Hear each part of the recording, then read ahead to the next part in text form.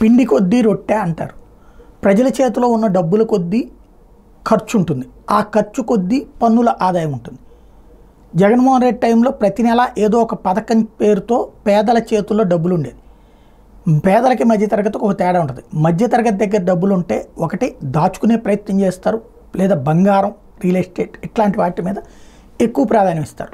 పేదలు వచ్చేటప్పటికి మౌలిక వస్తువులు కోసం ట్రై చేస్తారు. ఒక 2 వీలర్ కొనుక్కోవాలన్నో, ఓ మంచం కొనుక్కోవాలన్నో, ఒక ఫ్రిడ్జ్ కొనుక్కోవాలన్నో, ఒక టీవీ కొనుక్కోవాలన్నో. ఎందుకంటే వాళ్ళ దగ్గర ఇంతవరకు లేదు కాబట్టి, అవి ప్రాథమికమైనటువంటి స్థాయిలో కూడా ఆ డబ్బులు తమ దగ్గర లేవు కాబట్టి, లేదు తమ కష్టార్జితాన్ని అంతంత పెట్టలేనటువంటి వాళ్ళు ఇలా ఉచితంగా వచ్చిన డబ్బులతో వాడుతూ వచ్చారు. దాని ద్వారా ప్రభుత్వం ఈ చేతితో ఇచ్చిన ఆ డబ్బులు ఇలాగా వ్యాపారుల దగ్గరికి వెళ్ళి ఇది రొటేషన్ అయ్యి పన్ను రూపంలో ప్రభుత్వానికి ఆదాయం రావడం వల్ల జీఎస్టీ ఏ ఏడాదికి ఆ ఏడాది పెరుగుతూనే పోయింది జగన్ ఉన్నటువంటి సందర్భంలో. దాదాపుగా చూసుకుంటే అప్పట్లో ఆంధ్రప్రదేశ్కి సంబంధించి 2019-20లో 28,241 కోట్లు జీఎస్టీ ఆదాయం అయితే 2021 నాటికి 26,095 కోట్లకి పడిపోయింది. ఎందుకంటే కరోనా టైం.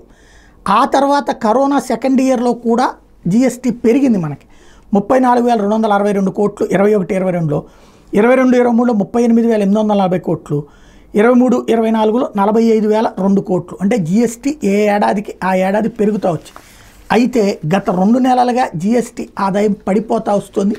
లాస్ట్ మంత్ -7 అయితే ఈ మంత్ -5, 3,298 కోట్ల రూపాయల ఆదాయం వచ్చింది.